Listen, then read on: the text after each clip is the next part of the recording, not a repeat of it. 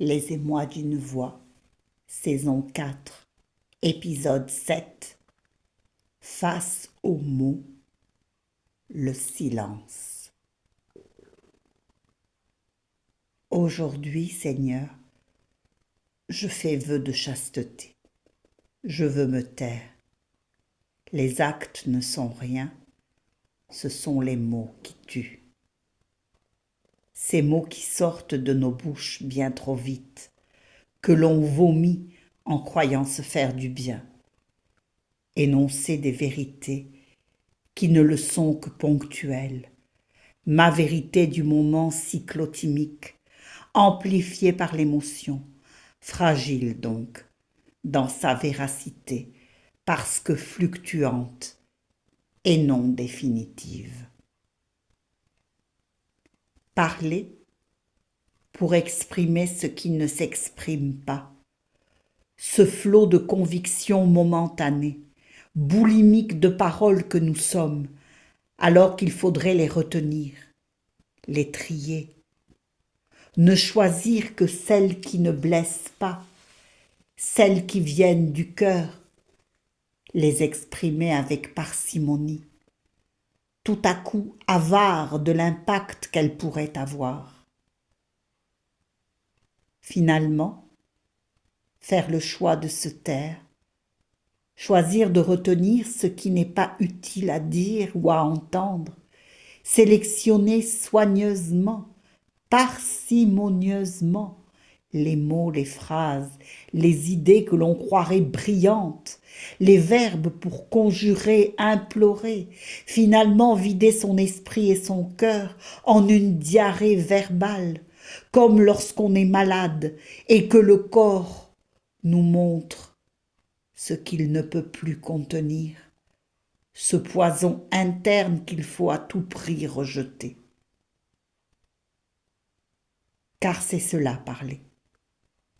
S'exprimer dans cette vérité qui n'est bonne que pour nous soulager sur l'instant, dans ce momentané d'un trop-plein d'émotions que l'on déverse dans un tsunami qui en fait ne concerne que notre petite personne, ego et âme mêlés se cherchant, évaluant leurs influences, s'épaulant sur ce chemin tout en se combattant le plus souvent, mais liés inextricablement, l'un et l'autre, indissociables, meilleurs ennemis d'une vie commune peut-être choisie, pas dans les détails tortueux sans doute, de nos souffrances. Communiquer, la belle affaire. Ouvrir son cœur comme l'on ouvrirait le gaz pour en finir. Les portes d'un barrage qui finalement noierait tout et tout le monde par son flot ininterrompu. L'âme serait cette chapelle au fond du barrage dont on a lâché les vannes trop tôt, trop vite. Et cette petite chapelle au cœur du village qu'est notre personne, seul lieu de culte, avec sa cloche qui retentit, dit-on la nuit, au fond de l'eau, pour réveiller les morts que nous sommes en cette vie de gesticulation et de mots, mots d'amour et de désespoir, vains mots, inutile de les proférer, arme à double tranchant, pour l'un comme pour soi-même, mais dont on s'arme afin de lutter, d'exister, ne cessant de vouloir avoir raison avec ses propres vérités assénées à l'interlocuteur, porteur lui aussi des siennes propres, dans des joutes verbales qui n'en finiraient pas, l'un et l'autre, l'un avec l'autre et plus vraisemblablement l'un contre l'autre, qui n'en finirait pas, en bout de course, de vouloir dévoiler sa vérité comme l'on dévoile son intimité, alors qu'il faudrait garder pour soi, dans son jardin secret, les fleurs rares qui, individuelle y pousse. Se taire, c'est faire vœu de chasteté. Le corps a bien d'autres et belles jouissives façons de s'exprimer. Apprendre à retenir les mots, à ne les distiller qu'à bon escient.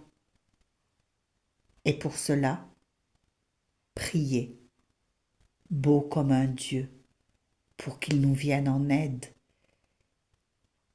et ne laisse échapper de nos bouches que l'essentiel, le bon, le juste, des mots pour aimer, pour s'aimer, et non pour se battre et se combattre perpétuellement.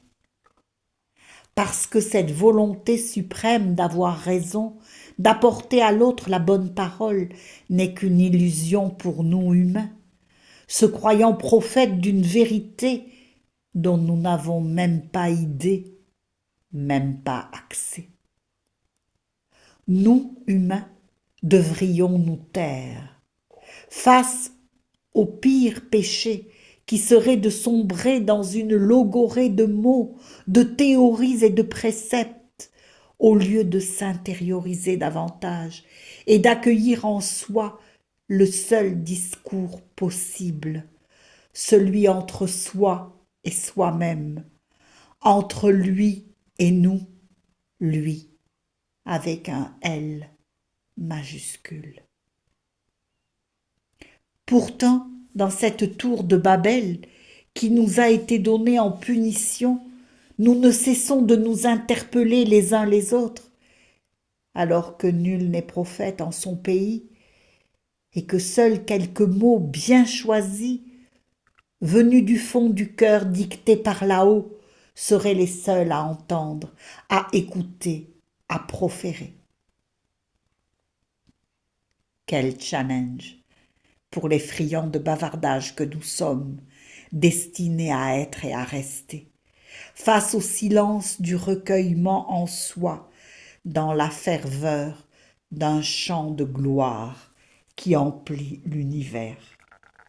Nos cris et nos certitudes n'ont aucun poids, et prier, peut-être, serait réétablir le véritable dialogue, sans prononcer aucun mot.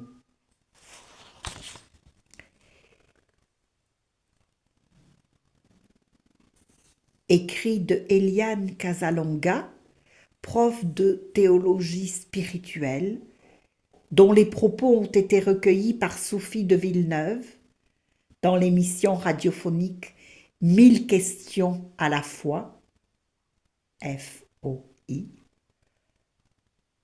remodifié le 12 juillet 2021.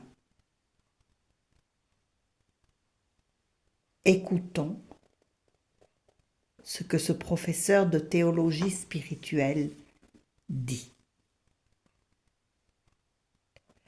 Quand on parle de Dieu, qui est autre que l'homme, toute réponse est forcément ambiguë. Pour approcher Dieu, nous avons besoin de médiation. Pour les chrétiens, ce sont des médiations humaines, c'est-à-dire la parole de Dieu qui s'incarne en Christ. J'ai envie de dire que Dieu est silencieux en lui-même, qu'il est silence éternel, parce que son être purement spirituel n'a pas besoin de langage. Le langage de Dieu, c'est le silencieux amour, dit saint Jean de la Croix. Mais quand on parle de la relation de l'homme avec Dieu ou de Dieu avec l'homme, Dieu entre en communication dans le monde d'être de l'homme. Il parle par les prophètes, par le Christ, par les sages, par nos amis. Tout devient parole de Dieu à condition d'apprendre à écouter. Mais fondamentalement, en lui-même, Dieu est silence.